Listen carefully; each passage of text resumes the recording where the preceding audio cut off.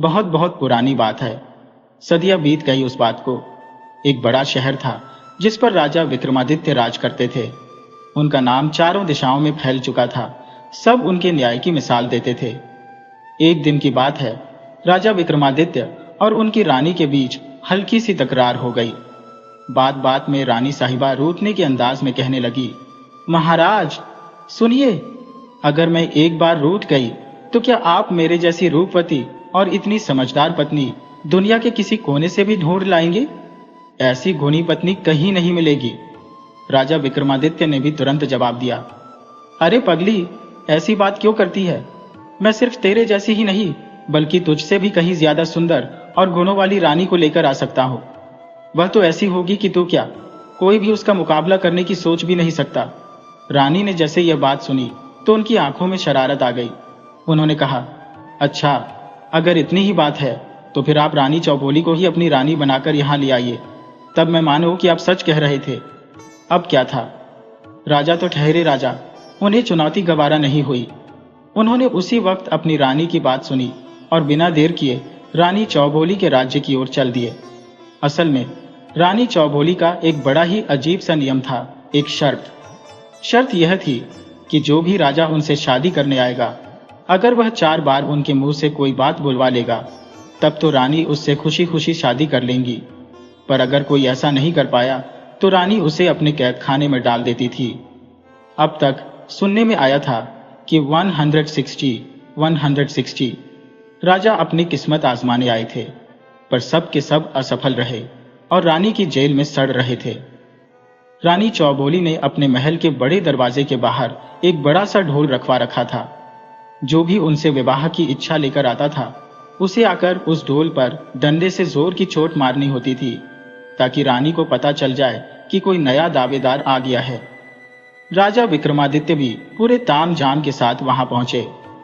उन्होंने भी तुरंत डंका उठाया और ढोल पर एक जोरदार आवाज की। ढोल की गूंज सुनते ही रानी चौबोली को उनके आने की खबर हो गई। शाम का समय था, सूरज ढल चुका था। रानी चौबोली ने राजा विक्रमादित्य को अपने महल के अंदर बुलाया। राजा जब उनके सामने पहुंचे तो रानी 16 श्रृंगार करके बिल्कुल चुपचाप बैठी थी। उनकी सुंदरता देखने लायक थी, पर होंठ बिल्कुल सिले हुए थे। पर राजा विक्रमादित्य भी कम चतुर नहीं थे। उन्होंने यहां आने से पहले ही अपनी तैयारी कर ली थी।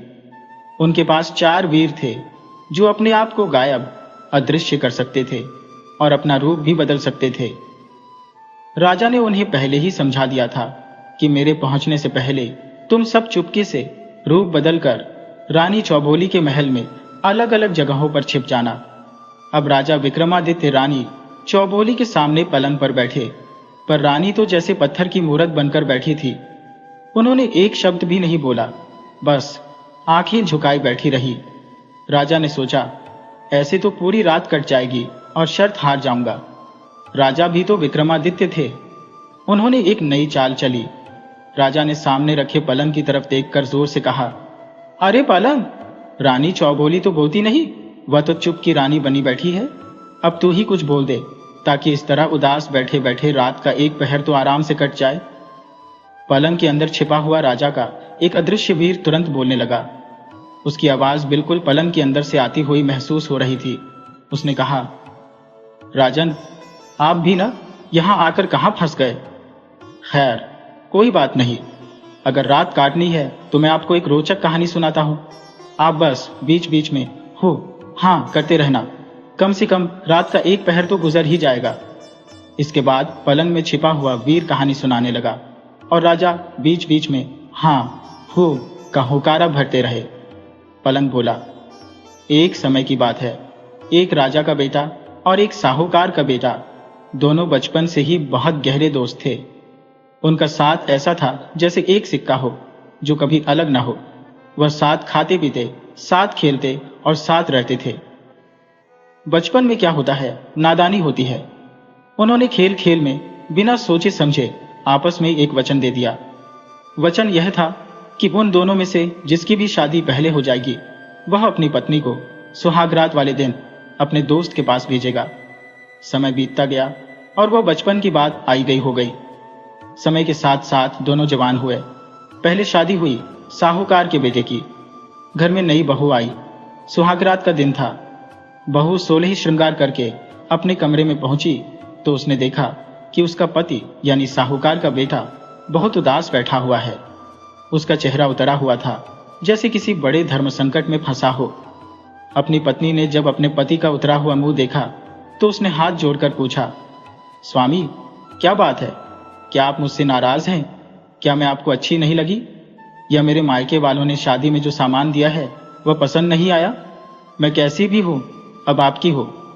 आपने मेरा हाथ थामा है और मेरी इज्जत अब आपके हाथ में है।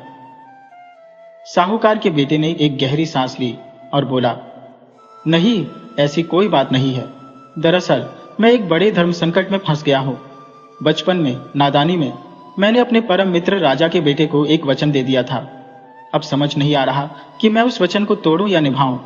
और हाँ, मुझे यह भी समझ नहीं आ रहा कि मैं तुम्हें उस वचन के बारे में बताऊं भी कैसे। उसकी पत्नी बड़ी चतुर और समझदार थी। उसने तुरंत कहा, आपने ऐसा कौन सा वचन दे दिया? आप मुझे बताइए तो सही।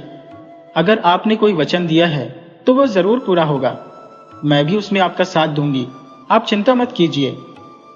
पत्नी के बहुत जोर देने पर साहूकार के बेटे ने ना चाहते हुए भी बचपन में दिए गए उस अजीब वचन की पूरी कहानी उसे सुना दी।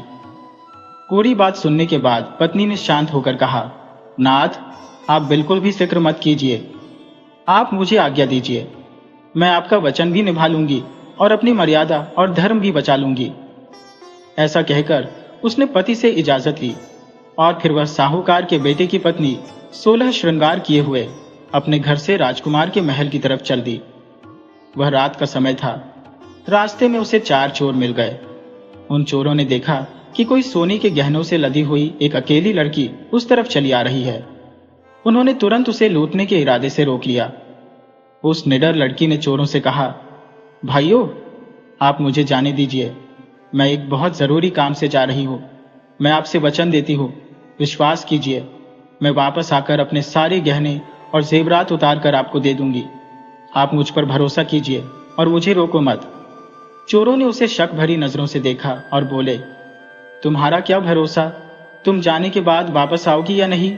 और अगर आई भी तो हो सकता है तुम सिपाहियों को साथ लेकर आओ। साहूकार की पत्नी ने जोर देकर कहा, मैं आपको सच में वचन देती हूँ। मैं अपने पति का एक वचन पूरा करने जा रही हूँ। आप जानते हैं वचन निभाना कितना बड़ा धर्म है। जैसे ही मैं वह वचन पूरा करूंगी, मैं आपको दिए हुए वचन को पूरा करने के लिए जरूर वापस आऊंगी। आप मुझे जाने दीजिए। चोरों ने आपस में एक दूसरे को देखा और सलाह करने लगे। उन्होंने कहा, चलो देखते हैं कि यह अपने वचन को पूरा करती है या नहीं। अगर नहीं भी आई तो कोई बात नहीं, एक दिन की लूट का माल नहीं मिला तो न सही। और फिर चोरों ने उसे जाने दिया। साहूकार के बेटे की पत्नी सीधे राजमहल की तरफ चली गई। राजकुमार अपने कमरे में पलंग पर सोया हुआ था। साहूकार के बेटे की पत्नी ने पास जाकर उसे आवाज दी, उठ जाइए राजकुमार। आवाज सुनकर राजकुमार हक्का बक्का होकर जागा। उसने देखा कि इतनी रात को एक इतनी सुंदर स्त्री 16 श्रृंगार किए हुए उसके सामने खड़ी है। उसने बार बार अपनी आंखों को मला, पलकों को झपकाया और फिर बड़ी नम्रता से बोला, देवी, तुम कौन हो और कहां से आई हो? इतनी रात को मेरे कमरे में आने का क्या कारण है? साहूकार के बेटे की पत्नी ने सारा मामला समझाया। मैं आपके बचपन के मित्र साहूकार के बेटे की पत्नी हूं। आप दोनों के बीच में बचपन में यह तय हुआ था कि जिसकी भी शादी पहले होगी वह अपनी पत्नी को सुहागरात के दिन अपने मित्र के पास भेजेगा। मैं उसी वचन को पूरा करने के लिए आपके पास आई हूं। आपके मित्र ने मुझे आज आपके पास भेजा है। राजकुमार को यह बात सुनकर बहुत शर्मिंदगी महसूस हुई। उसने तुरंत अपने मित्र की पत्नी से हाथ जोड़कर कहा, हे देवी, मुझे माफ कर दो। वह तो बचपन में एक नादानी में की गई बात थी। आप तो मेरे लिए माँ और बहन के समान है। ये कहकर राजकुमार ने अपने मित्र की पत्नी को बहन की तरह माना और हीरे मोतियों से भरा हुआ एक बड़ा थाल उसे भेंट कर दिया और आदर के साथ वापस विदा किया। अब वह वापस जा रही थी। रास्ते में उसे वही चारों चोर खड़े हुए मिले जो उसका इंतजार कर रहे थे।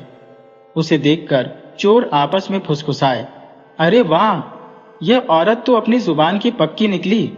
साहूकार के बेटे की पत्नी उनके पास आई और कहा, यह हीरे मोतियों से भरा हुआ थाल आप रख लीजिए, यह आपके भाग्य में ही लिखा था, और हाँ, मैंने जो वचन दिया था उसे भी पूरा करती हो।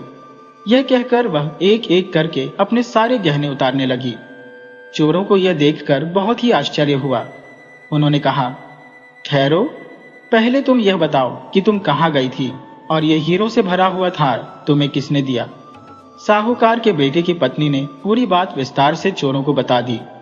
सारी बात सुनने के बाद तो चोरों के मुंह से निकला, धन्य है ऐसी औरत जो अपने पति का वचन निभाने के लिए राजकुमार के पास चली गई, और धन्य है वह राजकुमार जिन्होंने इसकी मर्यादा की रक्षा की, इसका आदर करते हुए इसे अपनी बहन बनाकर इतने महंगे हीरे मोती भेंट किए। चोरों ने कहा, ऐसी चरित्रवान और धर्म पर चलने वाली औरत को तो हम अपनी बहन बनाना चाहते हैं। और फिर चोरों ने उसे अपनी बहन मान लिया। उन्होंने उसका सारा धन लौटा दिया, और उनके पास जो थोड़ा बहुत लूटा हुआ धन था वह भी उन्होंने उसे भेंट के रूप में दे दिया। इतना ही नहीं, उन्होंने साहूकार की पत्नी को सुरक्षित उसके घर तक पहुंचा भी दिया। पलंग ने कहानी खत्म करते हुए कहा, हे राजा विक्रमादित्य, आपने तो बहुत बड़े बड़े न्याय किए हैं। अब आप यह बताइए कि इस पूरे मामले में सबसे ज्यादा भल मनसाहत, बड़प्पन किसने दिखाई, उन चोरों ने या उस राजकुमार ने? राजा विक्रमादित्य ने तुरंत जवाब दिया, यह तो बिल्कुल साफ है, उस राजकुमार की भल मनसाहत ज्यादा बड़ी है। उसने अपनी वासना को मारकर अपने मित्र की पत्नी को बहन मानकर बहुमूल्य भेंट दी और उसे वापस भेजा। इतना सुनते ही रानी चौबोली को जोर का गुस्सा आ गया। वह गुस्से में राजा से बोली, अरे राजा, तेरी अक्ल कहाँ गई है? क्या तू ऐसे ही न्याय करता है? अब मेरी बात ध्यान से सुन, इस मामले में चोरों की भल मनसाहत ज्यादा बड़ी है। रानी ने आगे कहा, क्योंकि वचन के मुताबिक साहूकार के बेटे की पत्नी उन्हें इतना धन दे रही थी, वह उसे आसानी से ले सकते थे, पर फिर भी चोरों ने उसे बहन बनाया, और सिर्फ बहन ही नहीं बनाया बल्कि उनके पास जो धन था वह भी उसे दे दिया और सुरक्षित उसके घर तक छोड़कर भी आए। इसलिए चोरों की भल मनसाहत ज्यादा बड़ी है। राजा मुस्कुराया और बोला, रानी चौबोली, आपने जो न्याय दिया है वह बिल्कुल सही है।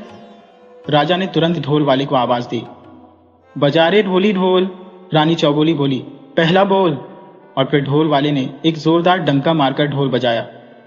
हाँ तो दोस्तों, देखा, रानी के मुंह से पहली बात निकल गई। अब राजा ने वहां रखे हुए एक मटके से कहा, मटके, पहला पहर तो बीत गया, अब तू ही कोई बात सुना दे ताकि रात का दूसरा पहर भी कट जाए।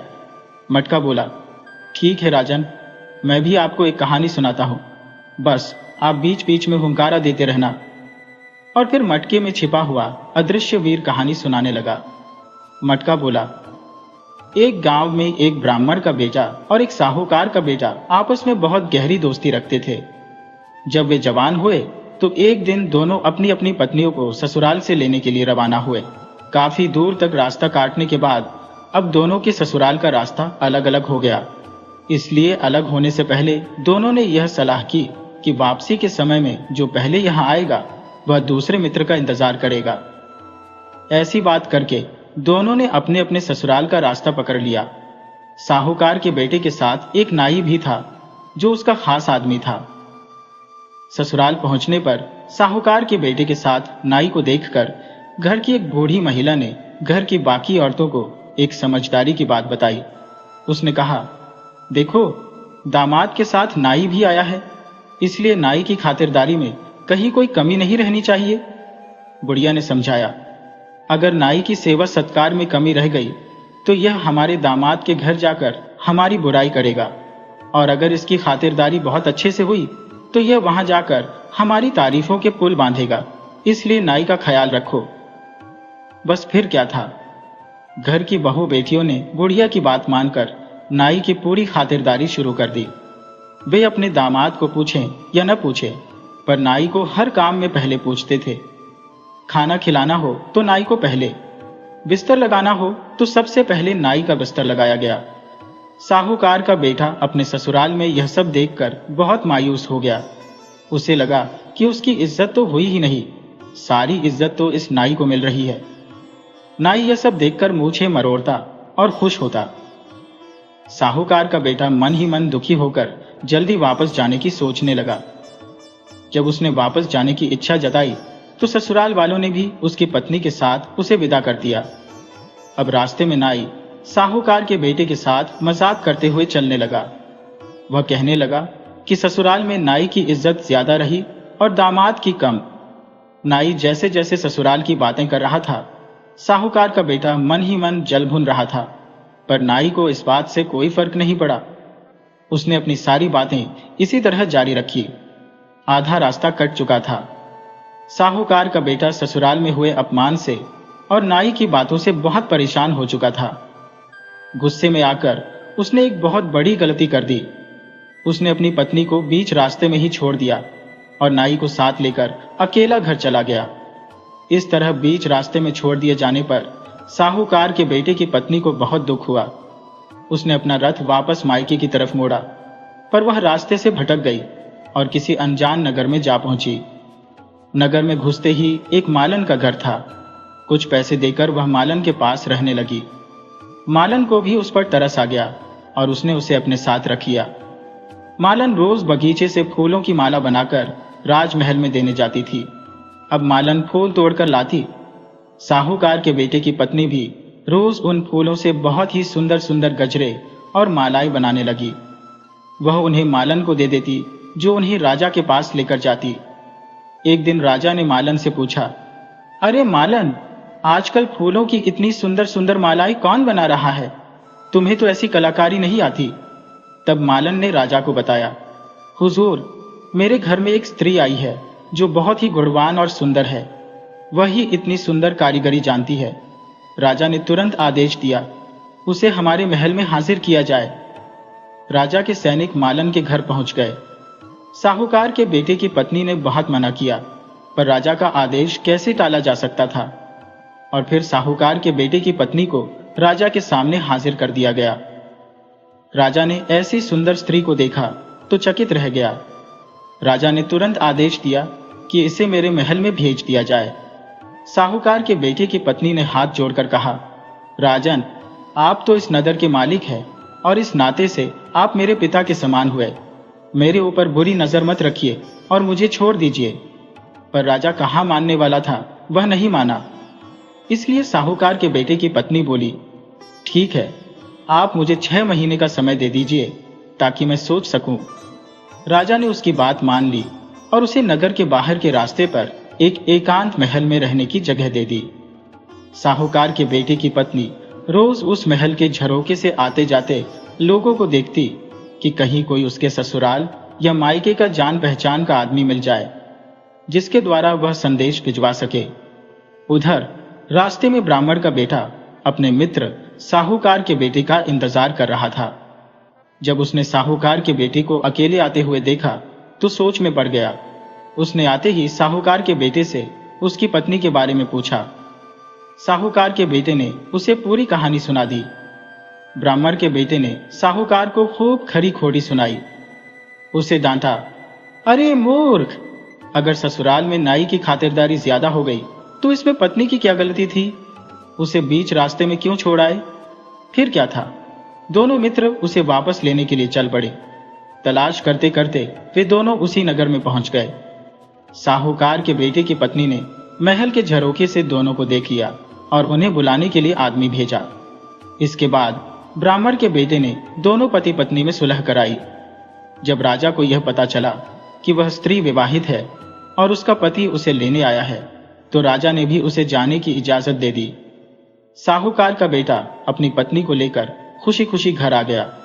मटके ने कहानी पूरी करने के बाद कहा, राजन, आपके न्याय की प्रतिष्ठा चारों ओर फैली हुई है।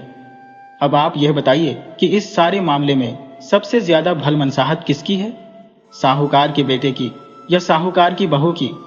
राजा ने तुरंत जवाब दिया, इसमें तो साफ साफ पता चलता है कि साहूकार का बेटा ही भला मानस है। उसने छोड़ी हुई पत्नी को वापस अपना लिया। इससे बड़ी बात और क्या हो सकती है? इतना सुनते ही रानी चौबोली के मन में आग लग गई। उसने गुस्से से फटकारते हुए राजा से कहा, अरे अधर्मी राजा, क्या तुम ऐसे ही न्याय के लिए प्रसिद्ध हो? साहूकार के बेटे की भला इसमें कौन सी बड़ाई है? उसने तो अपनी पत्नी को निर्दोष होने के बावजूद छोड़ दिया था। रानी चौबोली ने कहा, असल भल मनसाहत तो साहूकार की बहू की है। उसे रानी बनने का मौका मिला, महल मिला, पर फिर भी वह नहीं मानी और अपने धर्म पर अड़िग रही। धन्य है ऐसी स्त्री, राजा बोला। रानी चौबोली ने जो कहा है वह बिल्कुल सच है, यही सही न्याय है। राजा ने तुरंत ढोल वाले को आवाज दी। बजा ढोली ढोल। रानी चौबोली बोली, दूसरा बोल। और फिर ढोल वाले ने नगाड़े पर जोर से चोट मारी। इस तरह से रात का दूसरा पहर भी कट गया। अब रानी चौबोली ने सोचा, अरे यह क्या, ये राजा तो बहुत ही चतुर है। इसने अपनी चतुराई से मुझे 2 बार बुलवा दिया। इस तरह से तो यह राजा शर्त जीत जाएगा। अब रानी मन ही मन पहले से भी ज्यादा सतर्क हो गईं। उन्होंने तय कर लिया कि अब वह नहीं बोलेंगी। तब राजा विक्रमादित्य ने खिड़की की तरफ देखकर कहा, ए खिड़की, अब तू ही कोई बात सुना ताकि कट जाए रात का तीसरा पहर। खिड़की में छिपा हुआ राजा का अदृश्य वीर बोला, सुनिए राजन, मैं भी आपको एक कहानी सुनाता हूं। ये कहानी भी 2 दोस्तों की है। खिड़की बोली, एक राजा का बेटा और एक साहूकार का बेटा आपस में बहुत ही गहरे दोस्त थे। उनका साथ ऐसा था कि वे एक साथ खाते पीते थे और एक पल के लिए भी एक दूसरे से दूर नहीं रहते थे। दोनों ने आपस में वादा कर रखा था कि वह दोनों कभी एक दूसरे से अलग नहीं होंगे। दोनों की शादियां भी हो चुकी थी, पर उस समय उनकी पत्नियां अपने मायके गई हुई थी। एक दिन साहूकार ने अपने बेटे से कहा, बेटा, तेरी पत्नी मायके गई हुई है। अब वह जवान हो चुकी है, उसे ज्यादा दिन तक वहां नहीं छोड़ा जा सकता। तू जा और उसे मायके से वापस ले आ। बेटा बोला, बापू, आपका आदेश सिर माथे पर है, पर मैं अकेला कैसे जाऊं? मैंने तो अपने मित्र राजकुमार से वादा कर रखा है कि उसे छोड़कर कहीं भी अकेले नहीं जाऊंगा। साहूकार ने सोचते हुए कहा, अच्छा, अगर तुम दोनों की दोस्ती ऐसी है तो एक काम करो, राजा के बेटे को भी अपने साथ अपने ससुराल ले जाओ। पर एक बात का ध्यान रखना, तेरे ससुराल में उसकी खातिरदारी उसकी प्रतिष्ठा के अनुसार होनी चाहिए। उसकी वहां पर अच्छे से आवभगत होनी चाहिए। आखिरकार दोनों मित्र साहूकार के बेटे के ससुराल की तरफ चल दिए। रास्ते में राजा का बेटा तो मस्ती और मजाक करता हुआ चल रहा था, जबकि साहूकार का बेटा बहुत चिंता में था। वह सोच रहा था, पता नहीं मेरे ससुराल वाले राजकुमार की कैसी खातिरदारी करेंगे। अगर कोई कमी रह गई तो राजकुमार क्या सोचेगा। इन्हीं विचारों में खोया हुआ वह चला जा रहा था। चलते चलते रास्ते में एक देवी का मंदिर आया, जिसके बारे में ऐसी मान्यता थी कि वहां पर देवी के आगे जो भी मनोकामना की जाती है वह जरूर पूरी होती है। साहूकार के बेटे ने भी देवी के आगे जाकर प्रार्थना की, हे देवी माँ, मेरे ससुराल में मेरे मित्र की खातिरदारी और आदर सत्कार वैसा ही होना चाहिए जैसा मैं मन में सोच रहा हूँ। अगर मेरे मन की यह मुराद पूरी हो गई तो वापस आते वक्त मैं अपना सिर काट कर आपके चरणों में चढ़ा दूंगा। ऐसी मनोकामना करके वह अपने मित्र के साथ आगे बढ़ा और ससुराल पहुंच गया। उसके ससुराल वाले बहुत ही बड़े साहूकार थे। उनकी शहर में कई दुकानें थी, विदेशों में व्यापार था और उनके पास कई जहाज थे। धनवान होने के साथ साथ वे बहुत ही दिलदार भी थे। उन्होंने अपने दामाद के साथ आए हुए राजा के बेटे को देखा तो उनका ऐसा आदर सत्कार किया कि उसे देखकर राजा का बेटा भी हैरान रह गया। ऐसा सत्कार तो उसने कभी नहीं देखा था। दोनों 10 दिन तक वहां रहे और उसके बाद साहूकार का बेटा अपनी पत्नी को लेकर वापस चल दिया। रास्ते में राजकुमार वहां के आदर सत्कार की तारीफ ही करता जा रहा था।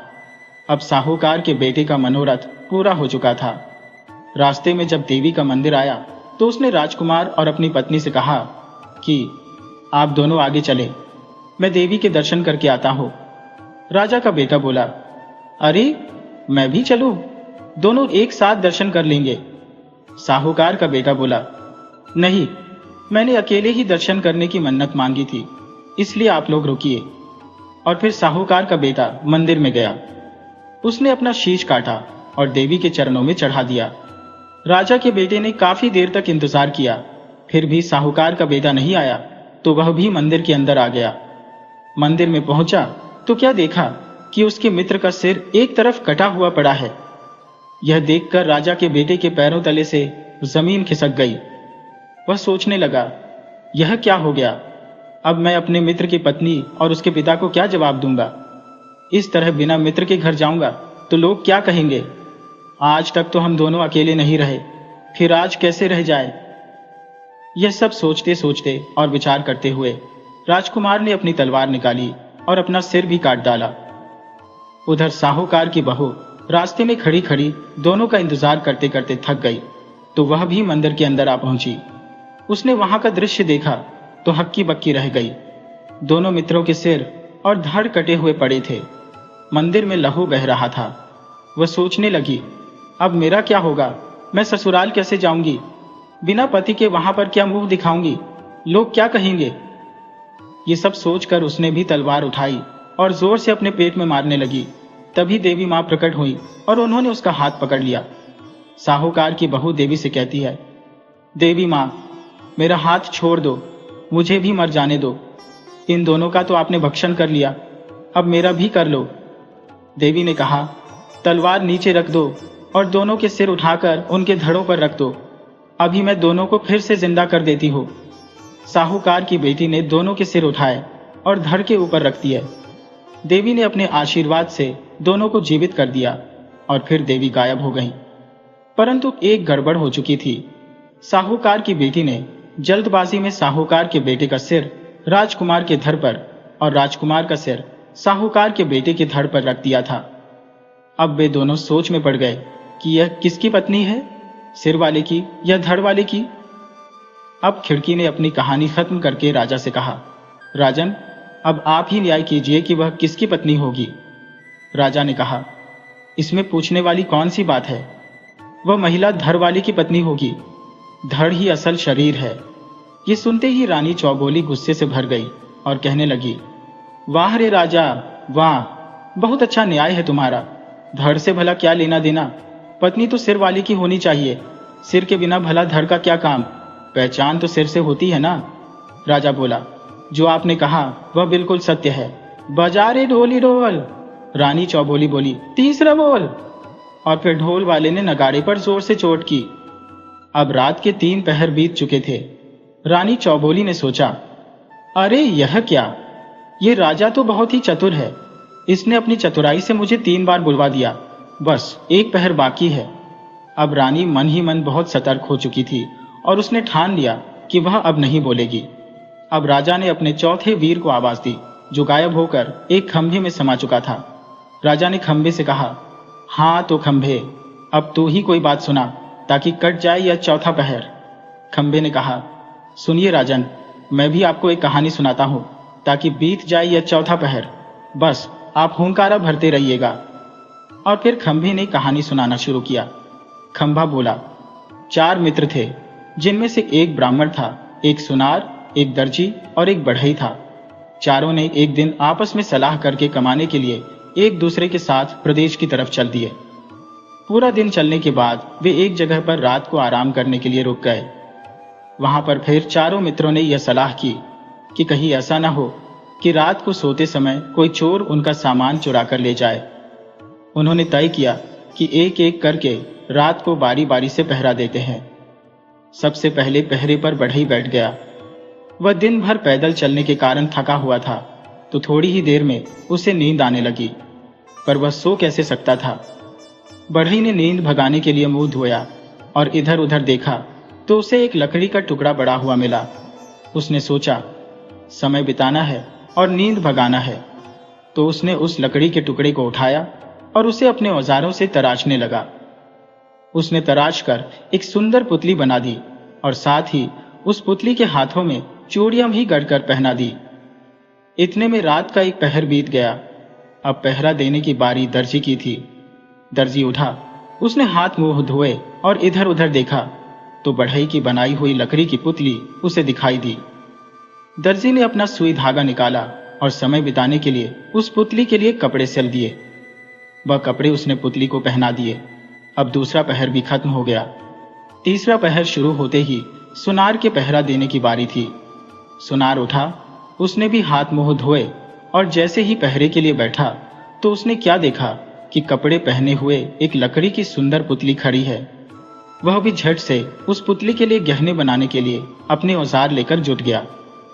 तीसरा पहर खत्म होते होते उसने गहने बनाकर उस पुतली को पहना दिए।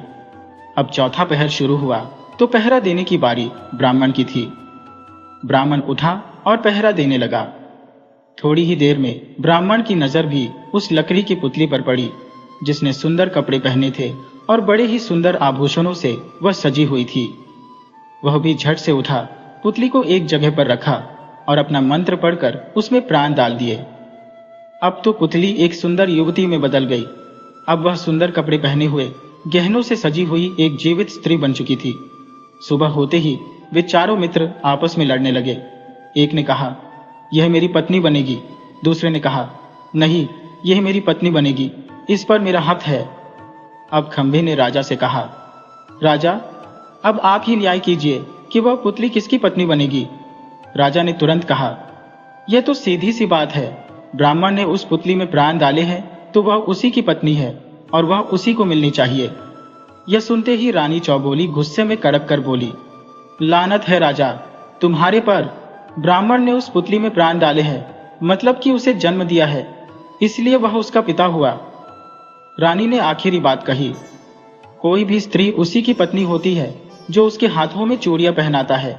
इस तरह से वह स्त्री बढ़ई की पत्नी हुई, क्योंकि उसी ने उसके हाथों में चूड़ियां गढ़कर उसे चूड़ियां पहनाई थी। राजा मुस्कुराया और बोला, शाबाश रानी चौबोली, आपने बहुत ही बढ़िया जवाब दिया। राजा ने तुरंत ढोल वाले को आवाज दी, बजा रे ढोली ढोल। रानी चौबोली ने बोला, चौथा बोल। ये सुनते ही ढोल वाले ने ढोल बजाया। इस तरह से रानी चौबोली 4 पहर में 4 बार बोल चुकी थी और अब वह शर्त हार चुकी थी, जबकि राजा विक्रमादित्य शर्त को जीत गए थे। इसके बाद दोनों की शादी हो गई। रानी चौबोली ने अपने कारागार में बंद सभी राजाओं को वहां से आजाद कर दिया और उन्हें सम्मान सहित विदा किया, और फिर वह राजा विक्रमादित्य के साथ उनके महल की तरफ खुशी खुशी चल दी। दोस्तों, यह कहानी हमें सिखाती है कि धर्म और न्याय का रास्ता कितना पेचीदा हो सकता है। जरूरी नहीं कि जो दिखता है वही सच हो। हमें हर फैसले में कारण और नीयत दोनों को देखना चाहिए। साहूकार की बहू का चरित्र बल और रानी चौबोली की तेज बुद्धि हमें दिखाती है कि इंसानियत और समझदारी किसी भी शर्त या परीक्षा से बड़ी होती है।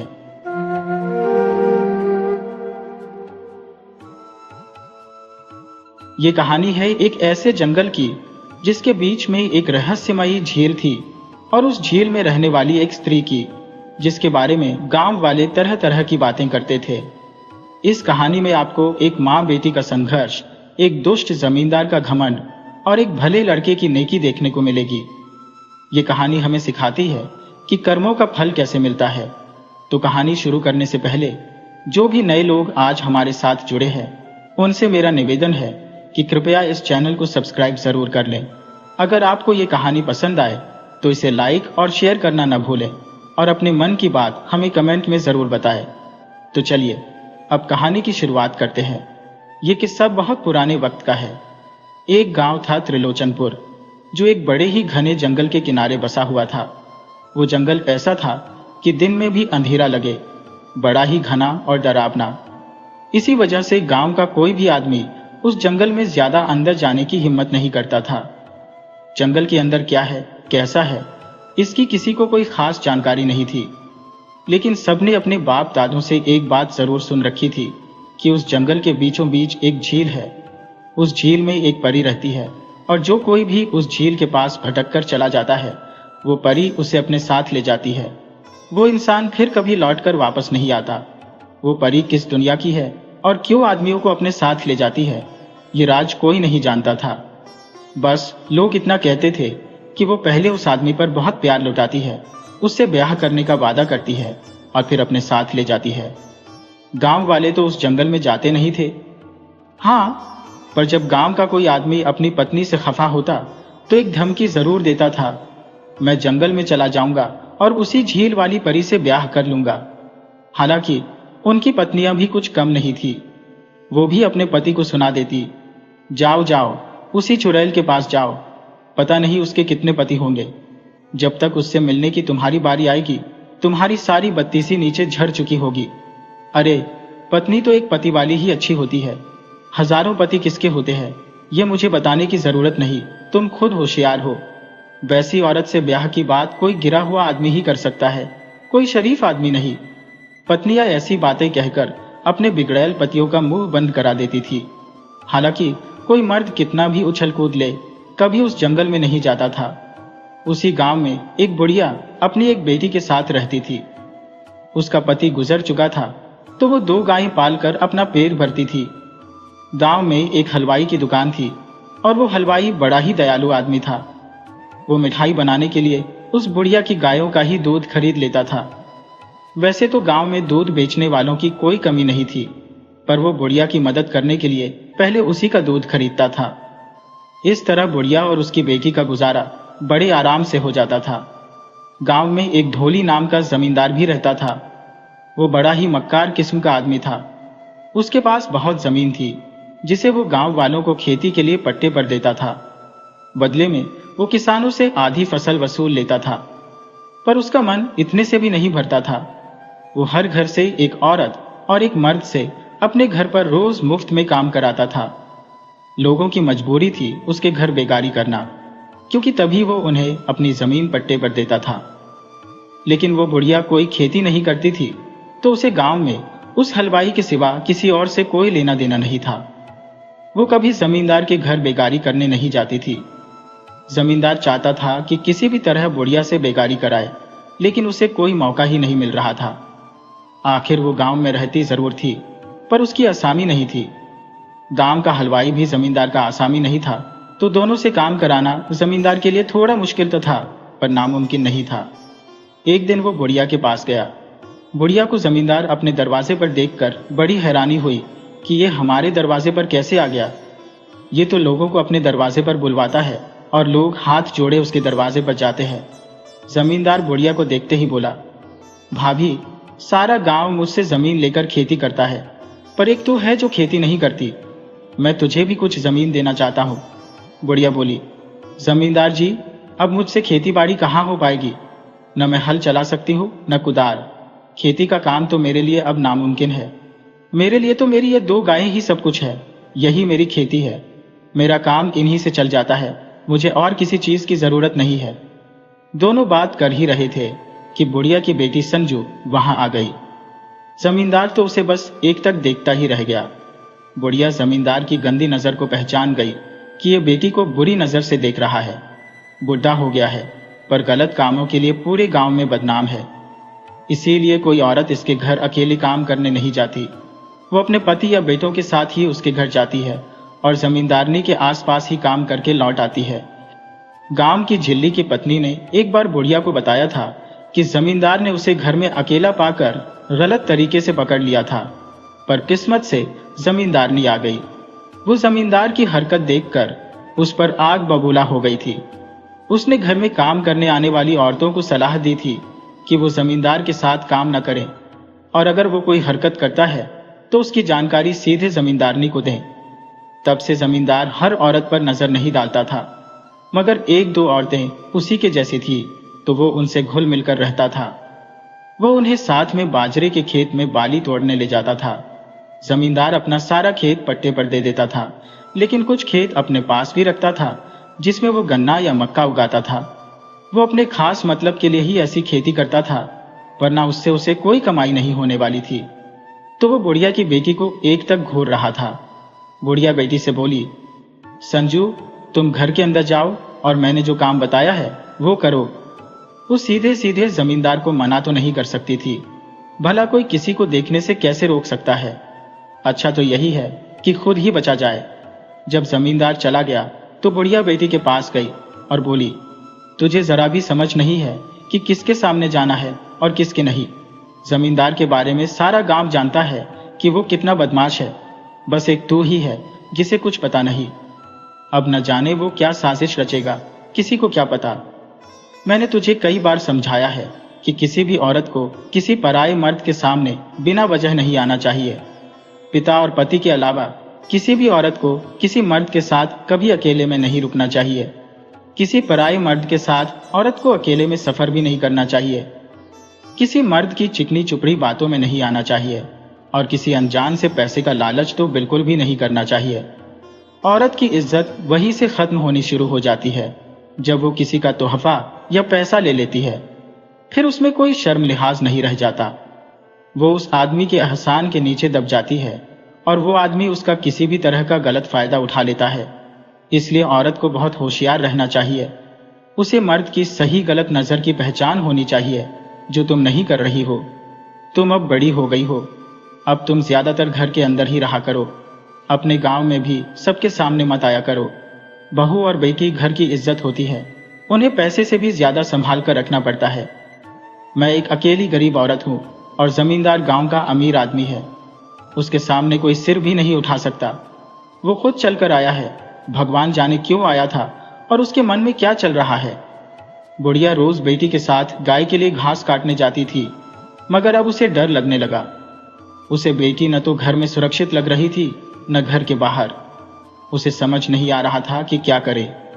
वो दिन भर बड़ी उलझन में रही कि शाम को भीखम हलवाई बुढ़िया के पास आया और बोला, काकी, दोपहर में जमींदार हमारी दुकान पर आया था। वो बोल रहा था कि तुम बुढ़िया की गाय का दूध मत खरीदो, तुझे मैं जितना चाहिए सस्ते में दूध दिलवा दूंगा। मैंने जमींदार से कहा, जमींदार साहब, संजू की माँ गरीब है, उसका खर्चा ही गायों से चलता है। अगर मैं दूध नहीं खरीदूंगा तो उनकी रोजी रोटी बंद हो जाएगी। और फिर आप तो दयालु आदमी हैं, भला किसी को मुश्किल में कैसे देख सकते हैं। जमींदार बोला, तुम ज्यादा होशियार बनने की कोशिश मत करो।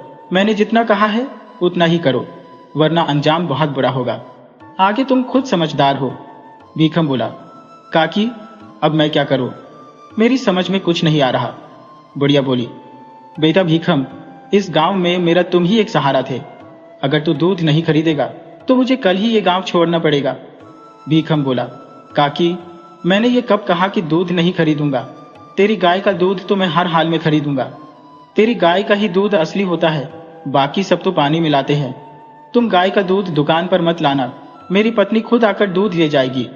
लेकिन एक बात मेरी समझ में नहीं आ रही कि जमींदार तेरे से इतना चिढ़ा हुआ क्यों है? कहीं उसने संजू को देख तो नहीं लिया है? बुढ़िया बोली, बेटा, तुमने बिल्कुल सही पकड़ा है, ऐसा ही हुआ है। ये पागल लड़की किसी के भी सामने मटकती हुई चली आती है। उसे जरा भी ख्याल नहीं कि वो सयानी हो गई है। इस गांव में तुम्हारे सिवा कोई अपना नहीं है, सबकी नजरें गिद्ध की तरह है। भीखम बोला, काकी, तू जल्दी से एक लड़का देखकर संजू के हाथ पीले कर दे, सारी मुसीबत ही खत्म हो जाएगी। बुढ़िया बोली, ये बात तो मैं कब से सोच रही हूँ, लेकिन कोई जुगाड़ नहीं बन पा रहा। मुझे जो दूध के पैसे मिलते हैं वो खाने और कपड़े में ही खर्च हो जाते हैं। थोड़ा बहुत एक बार बचाया था, लेकिन मैं बीमार पड़ गई। वैद्य ने स्वर्ण भस्म और कई महंगी दवाइयां दी, तब जाकर मेरी जान बची। मेरी जान तो बच गई, लेकिन जोड़ा हुआ सारा पैसा खत्म हो गया। तब से बचत करने की कोशिश कर रही हूं, पर हो ही नहीं पा रही। भीखम बोला, काकी, मेरे पास भी पैसे नहीं बच पा रहे हैं। घर बनवाया था तो उसमें कर्जदार हो गया था। मुझे घर बनवाना बहुत जरूरी हो गया था। जमींदार कई बार दुकान पर आया था, वहां मेरी पत्नी भी मिठाई बनाने में मेरी मदद कर रही थी। जब वो जमींदार को आते देखती तो घूंघट कर लेती थी। जमींदार उसे देखने के लिए ही रोज दुकान पर आता था और मेरी पत्नी इस बात को समझ रही थी। मैंने पत्नी से कहा, देखो, तुम दुकान पर मत आया करो, जमींदार की नीयत ठीक नहीं लग रही। स्त्री बोली, ये बात तो मैं भी समझ गई हूँ, लेकिन क्या करूं, मैं घर में तो और भी ज्यादा अकेला और असुरक्षित महसूस करती हूँ। वो कई बार दोपहर में घर का दरवाजा खटखटा चुका है, लेकिन मैं दरवाजा खोलने से पहले खिड़की से झांक कर देख लेती हूँ। जब देख लेती हूँ कि जमींदार है तो दरवाजा पीटने पर भी नहीं खोलती, तो वो बड़बड़ाता हुआ वापस चला जाता है। इसीलिए तो मैं अब दुकान पर आने लगी हूँ। पत्नी एक दिन मायके गई तो उसकी माँ ने उसे कुछ समझाया। वो पूरे भरोसे के साथ वापस आई और बोली, अब मैं किसी से नहीं डरती, अब आप अपनी दुकान आराम से चलाओ। जमींदार मेरी पत्नी के पीछे लगा ही हुआ था। एक दिन दोपहर में उसने घर का दरवाजा खटखटाया तो पत्नी ने दरवाजा खोल दिया। जमींदार झट से घर के अंदर घुस गया और दरवाजा बंद कर लिया। वो मेरी पत्नी से बोला, अब तुम जानती हो कि मुझसे बच नहीं पाओगी, तो ये घूंघट किस लिए? पत्नी बोली, आप मर न जाओ इसलिए घूंघट किया हुआ है, लेकिन कहते हो तो हटा ही देती हो। पत्नी ने जैसे ही घूंघट हटाया, जमींदार गिरता पड़ता भागा। भागने में उसे बहुत चोट लगी। असल में पत्नी ने चेहरे पर डायन वाला मुखौटा लगा लिया था और ऊपर से शरीर पर कालिख पोत ली थी। जमींदार ऐसा भागा कि अब हमारी गली में आता ही नहीं। वो मेरी पत्नी की परछाई से भी डरता है। इसलिए अब काकी, तेरे घर से दूध मेरी पत्नी ले जाएगी और घर में ही मिठाई बना देगी। मैं उसे दुकान पर ले जाकर बेच दूंगा। तुम्हें अब कहीं जाने के बारे में सोचना भी नहीं। मैं तो कहता हूं कि तुम कहीं बाहर जाओ तो संजू को मेरी पत्नी के पास छोड़ दो। संजू को कोई खतरा नहीं रहेगा। बुढ़िया बोली, बेटा तुमने सही कहा है। तुमने तो मेरी सारी मुश्किल ही हल कर दी। बुढ़िया अब बिना किसी चिंता के घर में रहने लगी। वो जब कहीं बाहर जाती तो बेटी को भीखम हलवाई के घर छोड़ आती। अब दिन के वक्त तो संजू भीखम की पत्नी के पास ही रहती। एक दिन दोपहर में जमींदार बुढ़िया के घर आया और बोला, भाभी, सारे गांव की औरतें मेरे घर महीने में एक दिन काम करती है, लेकिन एक तुम ही हो जो इस नियम को नहीं मानती। कभी मेरे घर काम नहीं करती। माना कि तू बूढ़ी हो गई है, तेरे से काम नहीं हो पाएगा, तो अपनी बेटी को ही हमारे घर भेज दिया कर और रोज भेज दिया कर। मैं उससे कोई बेगारी नहीं कराऊंगा, बल्कि उसके बदले तनख्वाह दूंगा, वो भी मुंह मांगी। बुढ़िया बोली, जमींदार, पहली बात तो ये कि मैं तेरी कोई आसामी नहीं हो। दूसरी कि मैं बूढ़ी हो, मुझसे काम नहीं हो सकता। और तीसरी कि बेटी पराया धन होती है। मायके में कुंवारी बेटी किसी के घर नौकरानी बने, ये तो पूरे गांव की बेइज्जती है। बेटी तो पराई होती है, चाहे वो आपकी बेटी निर्मला हो या हमारी बेटी संजू। जमींदार बोला, तुम अपनी बेटी की तुलना मेरी बेटी से कैसे कर सकती हो? मैं गांव का जमींदार हूं और तुम एक गरीब बुढ़िया हो। बुढ़िया बोली, मैं कभी आपसे कुछ मांगने नहीं गई, तो आप कैसे कह सकते हो कि मैं गरीब हूं? अरे, अपने घर की अमीर तो मैं भी हूं। आप अपना ये खराब दिमाग कहीं और चलाना, मैं आपकी कोई गुलाम नहीं हूं। बुढ़िया की बात जमींदार को तीर की तरह चुभ गई। कभी किसी ने इस तरह उससे बात नहीं की थी। उसने सोच लिया कि वो बुढ़िया को सबक सिखाएगा। उसकी जमा पूंजी उसकी गाय है, वो उन्हीं गायों के दम पर मुझे चुनौती दे रही है। मैं उसकी गायों को ही चोरी करवा लेता हूं। वो जंगल के पास बसे एक कसाई के पास गया और उससे बोला, तुम कोई इंतजाम करो, हमारे गांव की बुढ़िया की गायों को काटना है।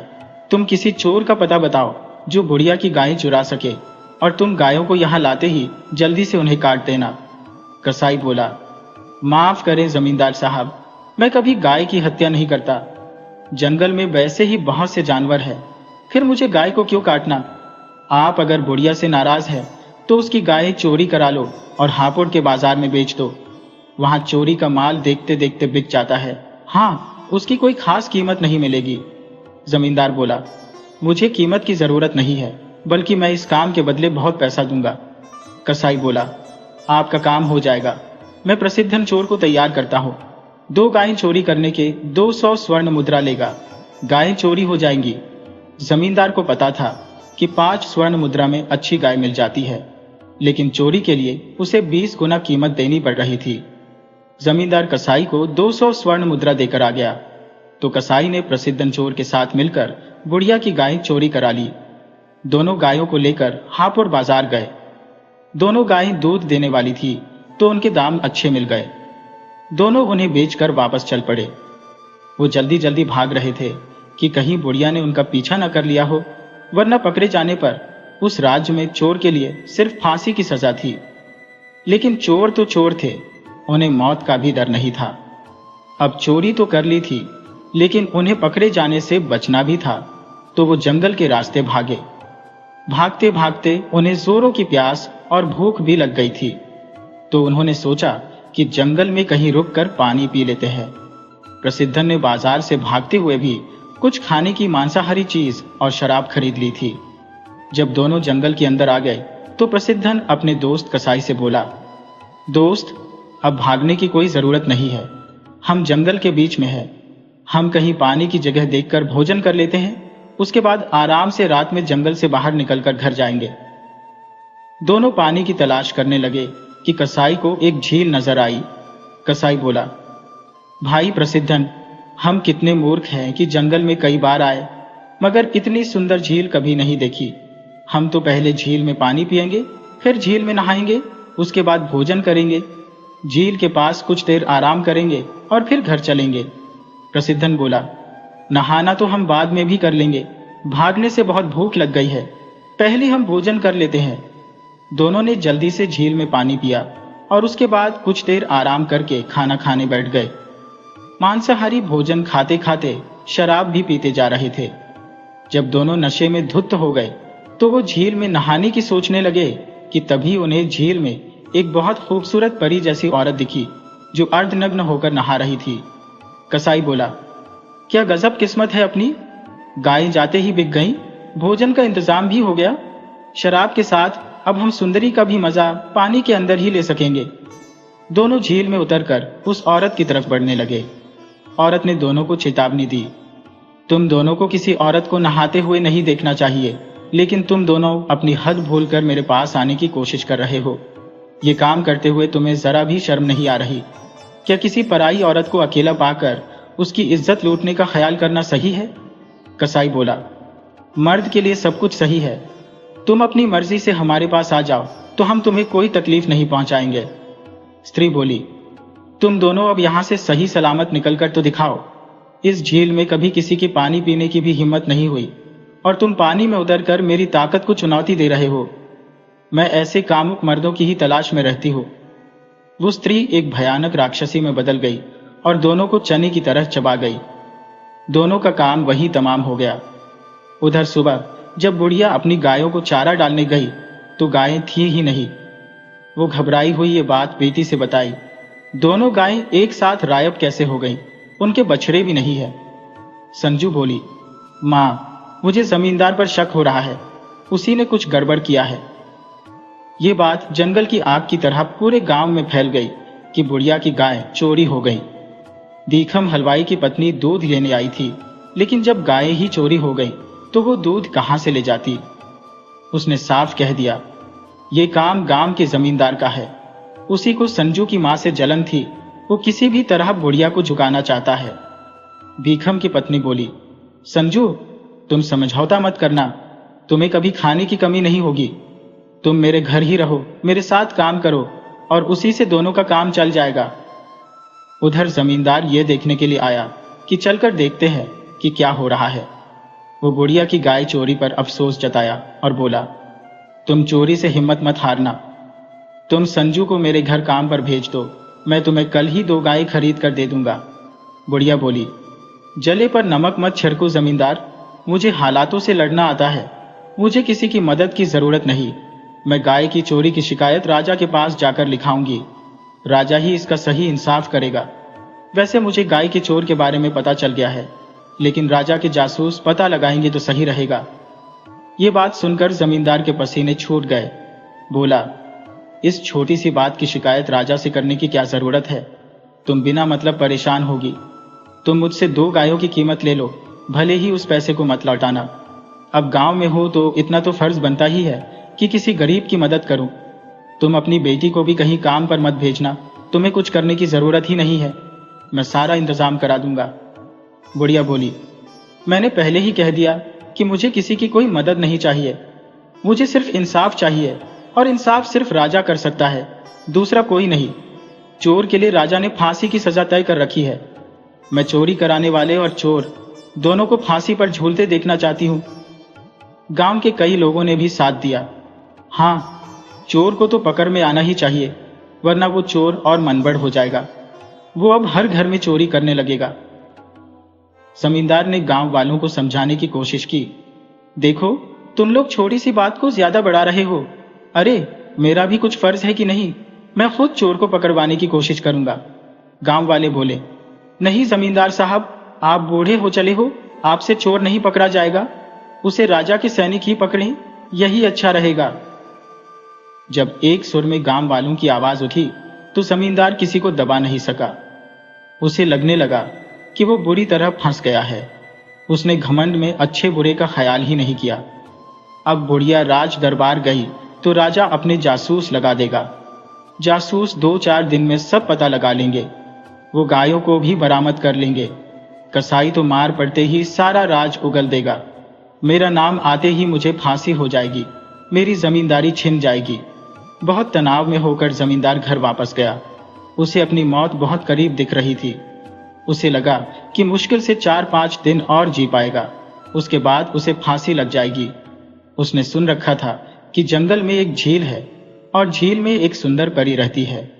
वो झील में नहाने वाले से ब्याह करके उसे अपने साथ ले जाती है। मुझे उसी के साथ चले जाना चाहिए। जिंदगी में अब कुछ नहीं रखा है, फांसी की मौत से तो उस परी की गुलामी ही अच्छी। ये सोचकर वो जंगल में चला गया।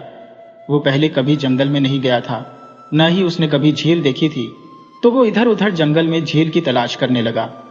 उसे वो झील जल्दी ही मिल गई, तो वो झील में देखने लगा, लेकिन उसे कोई परी नहीं दिखी। वो पानी में नहाने के लिए उतरा तो उसे एक सुंदर स्त्री झील में नहाते हुए दिख गई। स्त्री ने जमींदार से कहा, ओ बुढ़े, तुझे जरा भी शर्म नहीं आती? तुम एक नहाती हुई औरत को देख रहे हो, ये एक बहुत बुरा काम है। जमींदार बोला, जब मुझे तुमसे ब्याह करना है तो फिर यह बुरा काम कैसे हुआ? मैंने कोई पाप नहीं किया है। मुझे तो तुमसे ब्याह करना है, और फिर अपनी पत्नी को किसी भी हालत में देखना कोई पाप नहीं होता। मैं तुमसे ब्याह के लिए ही यहाँ आया हूँ, मुझे स्वीकार करो। स्त्री बोली, तुम्हें जरा भी शर्म नहीं है? तुम बूढ़े हो और मैं जवान हूँ, तेरा मेरा क्या रिश्ता हो सकता है? जमींदार बोला, मेरा मन बूढ़ा नहीं हुआ है, मेरा तन भी अभी जवान है। तुम बिना ब्याह किए कैसे कह सकती हो कि मैं बूढ़ा हूँ, तुम्हारे काम का नहीं हो? स्त्री बोली, कामुक बुढ़े, यहाँ से चले जाओ, मुझे अकेले में नहाने दो। जमींदार बोला, मैं भला तुम्हें कैसे छोड़ सकता हूँ? वो पानी में स्त्री के पास बढ़ने लगा तो स्त्री ने फिर से मना किया, तुम अपनी हद मत भूलो, वापस लौट जाओ। जमींदार बोला, अब मैं तुझे नहीं छोड़ने वाला, आज मैं पानी में ही तुम्हारे साथ जल क्रीड़ा करूंगा। स्त्री बहुत गुस्से में आई और एक राक्षसी में बदल गई। ये देखते ही जमींदार जान बख्श देने की भीख मांगने लगा। स्त्री बोली, जब मैं एक साधारण स्त्री थी तब तुझे मना कर रही थी, पर तूने मेरी बात नहीं मानी, क्योंकि जब मैं इस रूप में आ जाती हूँ तो फिर किसी को नहीं छोड़ती। कामुक मर्द मेरा शिकार बन जाते हैं। वो झटके से जमींदार को पकड़ी और खा गई। दूसरे दिन जब बुढ़िया राज दरबार जाने वाली थी, तभी हलवाई ने खबर दी, अब किसके खिलाफ शिकायत लिखाने जाओगी? जब वो लकड़हारा बता रहा था कि उसने परसों जबल कसाई और प्रसिद्धन चोर को जंगल की झील में झील की परी के हाथों मरते देखा है, तथा कल वही परी जो जल परी नहीं एक राक्षसी है, वो जमींदार को भी निगल गई। गाय चोरी करने वाले मिट चुके हैं, अब तुम राज दरबार जाकर भी कुछ हासिल नहीं कर पाओगी। बुढ़िया बोली, मुझे बस जमींदार को सबक सिखाना था। जब जमींदार खुद ही मौत के मुंह में चला गया तो मुझे अब राज दरबार नहीं जाना। बुढ़िया बोली, अब मेरे पास गायें तो नहीं है, लेकिन मैंने हमेशा मेहनत की खाई है।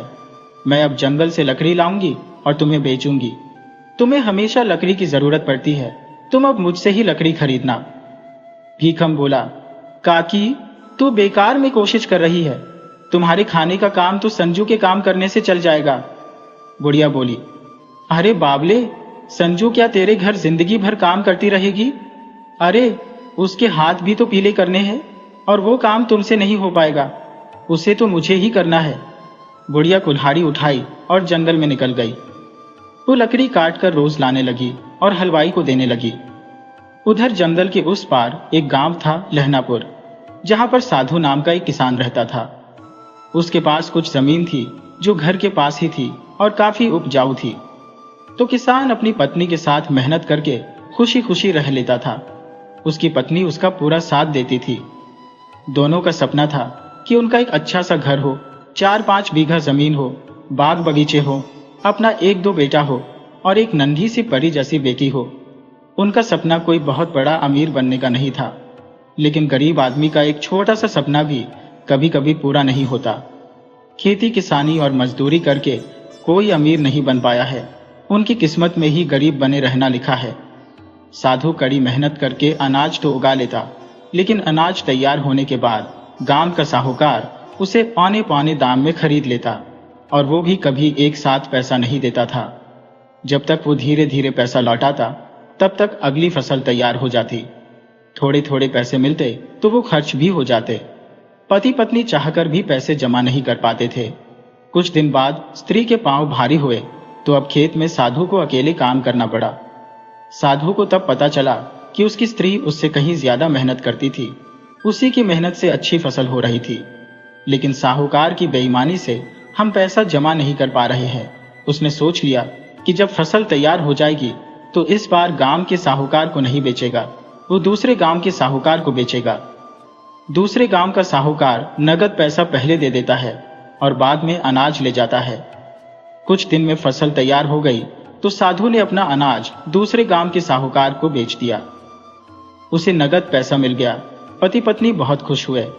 उन्होंने ये बात गांव के कई लोगों को बताई तो गांव वाले भी अपना अनाज दूसरे गांव के साहूकार को बेचने लगे। गांव का साहूकार इस बात से चिढ़ गया। वो सबसे ज्यादा साधु से चिढ़ा था कि उसी ने मेरा धंधा चौपट किया है। गांव वाले अब मुझे अनाज देने को तैयार नहीं है। मुझे अब अनाज नगद पैसा देकर खरीदना पड़ेगा। हालांकि अब उसे कोई नगद पैसा लेकर भी अनाज देने को तैयार नहीं हुआ। साहूकार को अनाज न मिलने से काफी नुकसान हुआ। जहां वो सबका अनाज मुफ्त में ले लेता था और धीरे धीरे 6 महीने में पैसा चुकाता था। कभी दुकान से कोई सामान दे देता तो अपने सामान की कीमत बाजार से 3 गुना ज्यादा लगाता था, जबकि किसानों के अनाज की कीमत 2 गुना कम रखता था। तो गांव के लोगों ने उसे एक झटके में छोड़ दिया। उसके पास मजबूरी में वही फंसे रहे जो उसके कर्जदार थे। साहूकार सबसे ज्यादा गुस्सा साधु पर हुआ। उसने सोच लिया कि किसी तरह साधु को बर्बाद कर देगा। हालांकि साधु के पास जब एक साथ नगद पैसे आ गए थे तो उसे साहूकार के पास जाने की क्या जरूरत थी। एक बार वो उसके दुकान से सामान खरीदने चला गया तो साहूकार ने उसे सामान देने से साफ मना कर दिया। तो साधु उसके लिए और बड़ी मुसीबत बन गया। वो महावापुर बाजार चला गया। वहां उसे पता चला कि वहां तो हर सामान बहुत सस्ता है, यानी गांव का साहूकार दुगना नहीं 3 गुना ज्यादा पैसा लेता है। वो सामान खरीद कर घर आया तो चुप नहीं रहा। अपने आस पड़ोस के लोगों से बताया कि जिसको जो भी सामान लेना है महावापुर बाजार जाओ और एक साथ सामान खरीद लो, साहूकार से 3 गुना सस्ता पड़ेगा। गांव वाले ये बात सुनकर हैरान रह गए। वो सच्चाई जानने के लिए दूसरे दिन झुंड बनाकर महावापुर बाजार गए तो साधु की बात में दम था।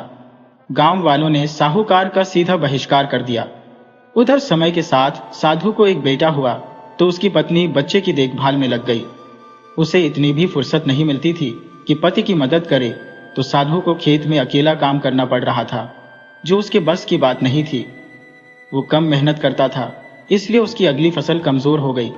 उतना फायदा नहीं मिला तो पत्नी उसे डांटने लगी, इस तरह काम करोगे तो खाने के लिए भी अनाज नहीं उगा पाओगे। अब मैं बच्चा देखो कि घर संभालो कि बाहर खेत में चलकर काम करो। उसने पति को समझाया, एक मजदूर रखकर काम करा लिया करो, थोड़ी सी लापरवाही में ज्यादा का नुकसान हो रहा है। खेती में फसल अच्छी न होने से साधु की पत्नी काफी परेशान रहने लगी। उसे चिंता इस कदर हुई कि वो बीमार रहने लगी, मगर वो पति से कुछ नहीं बताती थी। जब उसकी सेहत ज्यादा बिगड़ने लगी तो साधु बोला, रहती घर में हो, कोई काम है नहीं, फिर भी दिन ब दिन दुबली होती जा रही हो। क्या बात है, कहीं तुम बीमार तो नहीं हो? चलो मैं पहले तुम्हें कल वैद्य को दिखा लाता हूं। पत्नी बोली, आपने सही समझा है, मेरी तबीयत कई दिन से खराब है, लेकिन मैं आपके काम में रुकावट नहीं डालना चाहती थी, इसलिए नहीं बता रही थी। साधु बोला, तुम गलत कर रही थी, तुम्हें पहले बताना था। अगर तुम्हारी तबीयत ज्यादा बिगड़ गई तो फिर बड़ी मुश्किल हो जाएगी। सेहत के साथ खिलवाड़ कहां से ठीक है।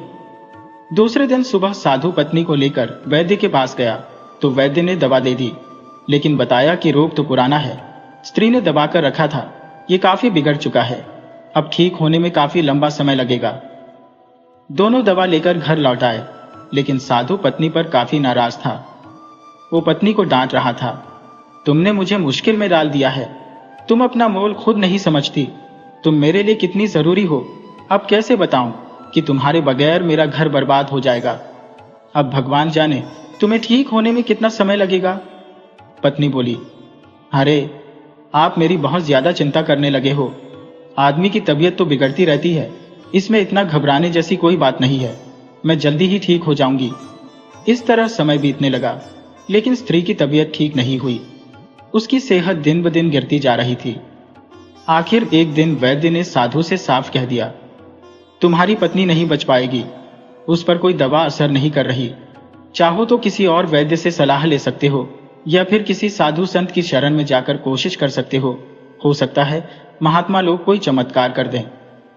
साधु बहुत निराश होकर घर आया, फिर उसी वक्त जंगल में महात्मा की खोज में चल पड़ा। वो जंगल में एक महात्मा से मिला और अपनी कहानी सुनाई। तब बहुत ध्यान लगाने के बाद महात्मा ने बताया, इलाज रोग का होता है, भूत प्रेत का नहीं। तुम्हारी पत्नी पर प्रेत का साया है, वो तो कब की मर चुकी है, लेकिन प्रेत अपनी हवस के लिए उसे अब तक जिंदा रखे हुए है। जैसे ही प्रेत उसे छोड़ेगा वो मर जाएगी और भूतनी बनकर प्रेत के साथ चली जाएगी। कहानी थोड़ी अजीब है। उसे जो प्रेत पकड़ा है वो उस स्त्री का प्रेमी है। ब्याह से पहले दोनों आपस में प्रेम करते थे, लेकिन उनका प्रेम स्त्री के भाई को पसंद नहीं था। तो एक दिन धोखे से बहन के प्रेमी को बुलाकर मार डाला और उसे कुएं में फेंक दिया तथा जल्दी ही बहन का ब्याह तुमसे करा दिया। वो तुम्हारे साथ चली आई, तुम्हारा साथ भी वफादारी से निभाया, लेकिन उसका प्रेमी भयानक प्रेत बन गया और उसे पकड़ लिया। वो बच्चा होने के बाद ही स्त्री को पकड़ लिया और उसे अंदर ही अंदर खोखला कर रहा था। अब वो किसी भी वक्त साथ छोड़कर जा सकता है, तो तुम्हें अपना दिल मजबूत रखना चाहिए। उसके छोड़ते ही स्त्री की मृत्यु हो जाएगी। साधु बोला, महात्मन कोई कृपा करो, मैं उस स्त्री को खोना नहीं चाहता। महात्मा बोले, तुम किस स्त्री के खोने की बात कर रहे हो? वो तो तुम्हारी थी ही नहीं। वो तो अपने प्रेमी से मंदिर में पहले ही ब्याह कर चुकी थी। असल में वो प्रेमी की ही पत्नी थी। अब वो अपने असली पति के साथ जा रही है, तो मैं उसके साथ कोई नाइंसाफी नहीं कर सकता। दोनों के प्रेत योनि में मिलने के बाद उन्हें मुक्ति मिल जाएगी। मैं उनकी मुक्ति में बाधा क्यों बनाऊं? तुम जाओ और अपने बच्चे को पालने का इंतजाम करो। साधु अपने घर लौट आया। वो महात्मा की बात पत्नी से नहीं बताना चाहता था, लेकिन पत्नी ने उसका चेहरा देखकर अंदाजा लगा लिया कि महात्मा ने जरूर मेरे जीवन की छुपी हुई बात बता दी है। तो वो साधु से बोली, मैंने आपको धोखा दिया है। मैं पहले से ब्याही हुई थी। मेरे भाई ने मेरे पहले पति को मार दिया था। अपने माँ बाप की इज्जत के लिए मैंने आपसे ब्याह कर लिया। मैंने आपको दिल से पति माना, लेकिन मैं अपने पहले पति को भी नहीं भूल पाई। वो प्रेत बनकर मेरे साथ लगा रहा, ये मैं जानती थी, लेकिन मैंने आपसे सच्चाई छुपा कर रखी। अब आप मुझे माफ करो, मैं अपने पहले पति के साथ जाना चाहती हूँ। आप अब मुझे इजाजत दो और अपने बच्चे का ख्याल रखना। इतना कहने के बाद स्त्री मर गई। साधु को अब किसी स्त्री से कोई लगाव नहीं रहा। उसे स्त्री से नाराजगी थी कि उसने अपने जीवन की इतनी गहरी बात छुपा ली थी। साधु को लगा कि उसने मुझे सिर्फ धोखा ही दिया है। वो मुझसे ब्याह के बाद भी उस प्रेत से प्रेम करती थी। वो हमेशा उसके साथ लगा रहा। पता नहीं ये बच्चा मेरा है या उस प्रेत का है। उसने सुन रखा था कि प्रेत औरत के साथ पति की तरह रह लेते हैं। अब चाहे जो भी हो, बच्चे को तो पालना ही पड़ेगा। साधु ने फिर दूसरा ब्याह नहीं किया। वो अब कोई काम नहीं करना चाहता था। उसे बुरी आदतों ने घेर लिया। वो खेती में कम ध्यान देता और हमेशा नशे में डूबा रहता। इसका फायदा साहूकार ने खूब उठाया। वो उसे शराब के लिए पैसा देने लगा। वो उसे शराब और खाने का खर्च देने लगा, तो साधु को भी आराम मिलने लगा। इस तरह 12 साल गुजर गए। स्त्री 5 साल का बच्चा छोड़कर मरी थी। बच्चे का साधु ने भगत नाम रखा था। भगत अब 16 साल का था। अब वो हर चीज को समझने लगा था और अपना घर भी संभाल लिया था। वो पिता को समझाता, ये आपकी आदत गलत है, आपकी गलती हम पर भारी पड़ सकती है। साधु बोला, भारी पड़ नहीं सकती, भारी पड़ चुकी है। मैंने अपनी सारी जमीन और घर साहूकार के नाम कर दिया है। अब 12 साल पूरे होने वाले हैं। वो घर और जमीन पर कब्जा कर लेगा। इसलिए तुम अब घर और जमीन की आशा मत करो। तुम यहाँ से चले जाओ, कहीं दूर, जहां तुम पर साहूकार की परछाई भी न पड़ पाए। भगत जब पिता के मुंह से यह सुना तो उसका दिल टूट गया। वो पिता को बहुत इज्जत देता था। खेत में कड़ी मेहनत करके उसे पैसा दे देता था, लेकिन बदले में साधु ने उसे कुछ नहीं दिया। तो वो निराश होकर घर से चल पड़ा। उसे समझ में आ गया कि दुनिया में जिसकी मां नहीं होती उसका कोई नहीं होता। वो जंगल का रास्ता पकड़कर चला जा रहा था कि देखा कि एक बुढ़िया ने लकड़ी तो बहुत काट ली है, मगर वो गठरी उससे उठ नहीं रही। वो बुढ़िया के पास आया और बोला, माई लाओ, मैं तेरी गठरी उठा देता हूँ। गठरी ज्यादा भारी थी। वो भगत से अकेले उठ नहीं पा रही थी। तो वो बुढ़िया से बोला, माई अगर ये गठरी सिर पर उठा दी तो तू मर जाएगी। गठरी बहुत भारी है। अब शाम होने वाली है, तू इसमें से आधी ले जा और आधी कल ले जाना। बुढ़िया बोली, नहीं बेटा, मरकर या जीकर ये गठरी मुझे ले जानी ही पड़ेगी। तू उठा दे, मेरे मरने की चिंता मत कर। भगत बोला, मैं तेरे मरने की चिंता क्यों न करूं? तू जरूर किसी की माँ होगी। जब तू मर जाएगी तो तेरे बच्चे अनाथ हो जाएंगे।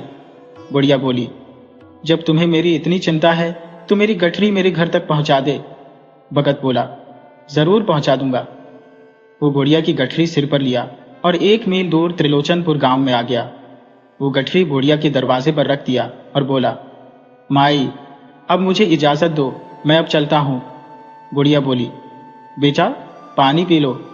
और फिर रात हो गई है, रात में कहाँ जाओगे? वैसे तुम्हें जाना कहाँ है और तुम हो कहाँ के? भगत बोला, मैं जिस गांव का हूं वो गांव अब छोड़ चुका हूं, और आगे जाना कहाँ है ये तो मुझे पता नहीं। भगवान जहां रखेंगे रह लूंगा। अच्छा चलता हो। बुढ़िया बोली, भगवान ने तेरा दाना पानी मेरे यहाँ लिख रखा है, तुम मेरे यहाँ ठहर जाओ। कल की बात कल है, कल क्या होगा बाद में देखा जाएगा। बुढ़िया के कहने पर भगत उसके घर रुक गया। बुढ़िया को भगत बहुत अच्छा लड़का लगा। उसने सोच लिया कि जब इसका कोई घर बार नहीं है तो मैं इसे साथ रख लेती हूँ। बाद में अच्छा लगा, यह वफादार निकला तो संजू के लिए सबसे अच्छा रहेगा। दूसरे दिन जब उसने जाने का सोचा तो बुढ़िया बोली, जब तक तुम्हें यह पता न चल जाए कि कहाँ जाओगे तब तक कैसे जाओगे? तुम 1-2 महीने हमारे घर रहो, फिर मन में जगह तय कर लो कि कहाँ जाओगे। भगत बुढ़िया की बात मानकर उसके घर रह गया। बुढ़िया का घर उसे अपना सा लगा। संजू ने उसे बड़े प्यार से खाना खिलाया तो दूसरे दिन वो खुद से लकड़ी लाने जंगल में चला गया। इस तरह वो रोज लकड़ी लाने लगा। अब वो भी बुढ़िया के घर से जाना नहीं चाहता था। उसे संजू अच्छी लगने लगी थी। उसने संजू से ब्याह करने का सोच लिया तो बुढ़िया भी अब संजू का ब्याह उससे कर देना चाहती थी, मगर कोई अभी एक दूसरे से ये बात कह नहीं पा रहा था। एक दिन भगत जंगल में बहुत अंदर तक चला गया। वो उस झील के पास चला गया जहां वो स्त्री के रूप में राक्षसी रहती थी। वो एक खूबसूरत स्त्री बनकर नहा रही थी। भगत को प्यास लगी थी। वो पानी पीने के लिए झील के पास गया था, लेकिन एक स्त्री को नहाते देखकर वो बिना पानी पिए ही लौट चला। स्त्री बोल उठी, ओ नौजवान, तुम झील में पानी पी सकते हो, मैं कम कपड़ों में नहीं नहा रही, तुम्हें कोई दोष नहीं लगेगा। भगत बोला, नहीं देवी, पुरुष को किसी भी हालत में स्त्री को नहाते हुए नहीं देखना चाहिए। मुझसे भूल हुई, मुझे माफ करो। स्त्री बोली, आप एक बहुत ऊंचे विचार के पुरुष हो, क्या आप मेरे लिए एक काम करोगे? भगत बोला, जरूर करूंगा, आप काम बताओ, मगर कोई मर्यादा वाला काम बताना। स्त्री बोली, एकदम मर्यादा वाला काम है। पास में एक बरगद का पेड़ है, तुम उसके पास चले जाओ और उस बरगद की सबसे ऊंची डाली पर एक घड़ा टंगा है, तुम उसे फोड़ दो और मेरे पास आओ। भगत उस पेड़ के पास गया तो उसे हैरानी हुई कि सचमुच एक घड़ा पेड़ पर टंगा था। भगत ने बिना देर किए उस घड़े को फोड़ दिया। वो फिर झील के पास आ गया तो वो सुंदर कन्या अब झील से बाहर आ चुकी थी। वो बोली, युवक, मैं अब आपसे ब्याह करना चाहती हूँ। तब भगत बोला, देवी जी, मैं पहले से अपने लिए लड़की देख चुका हूँ, अब मैं कोई गलत काम नहीं कर सकता। आप एक देवी हो, आपको तो ऐसा सोचना भी नहीं चाहिए। वो स्त्री बोली, युवक, मैं हजारों वर्ष की हूँ, तुम मेरे सामने बहुत छोटे हो, तुमने मुझे मना करके खुश कर दिया है। मैं तुम्हें कुछ तोहफा दूंगी, लेकिन पहले बता देती हूँ कि मैं कौन हूँ। मैं देवलोक की परी हूँ। मुझ पर एक पाखंडी सन्यासी का दिल आ गया। वो मुझे जबरदस्ती हासिल करना चाहता था तो मैंने उस पर हमला कर दिया। उसने मुझे श्राप दिया कि जाओ, राक्षसी हो जाओ। तब से मैं इस झील में रहा करती थी। मेरी शक्ति बरगद के पेड़ पर टंगी थी, उस महात्मा ने टांग दिया था। मैं चाहती थी कि कोई पुरुष मेरी मदद करे, लेकिन सब के सब कामुक निकले और मेरा भोजन बनते गए। तुम ही एक मर्यादा वाले पुरुष मिले जिसने मुझे मुक्ति दे दी है। मैं यहां से जाने से पहले तुम्हें एक सोने का घड़ा देती हूँ। इसमें से जितनी भी सोने की मोहरें निकालोगे ये कभी खाली नहीं होगा, इसे रख लो। वो घड़ा देकर गायब हो गई। भगत घड़ा लेकर बुढ़िया के घर आ गया और बोला, माई, इसे रखो, इस घड़े में से जितना धन निकालोगे कभी कम नहीं होगा। उसने झील वाली पूरी कहानी उसे सुना दी और बोला, मुझे आपकी बेटी पसंद है, क्या आप उससे मेरा ब्याह करा दोगी? बुढ़िया बोली, अरे बुद्धू, वो तो कब से तेरी पत्नी बनी बैठी है, तुम ही उसका ध्यान नहीं दे रहा था। बुढ़िया ने दोनों का ब्याह करा दिया। सभी खुशी खुशी साथ रहने लगे। इस कहानी से हमें यही सीख मिलती है कि जिसकी नीयत साफ होती है भगवान भी उसके लिए रास्ता बना ही देते हैं। बुराई का अंत हमेशा बुरा होता है और नेकी का फल चाहे देर से ही सही पर मिलता जरूर है। अगर आपको हमारी ये कहानी अच्छी लगी हो तो हमारे चैनल को सब्सक्राइब करें, इस वीडियो को लाइक करें और इसे अपने दोस्तों और परिवार के साथ शेयर करें। आपसे फिर मिलते हैं एक नई वीडियो के साथ। तब तक के लिए राधे राधे।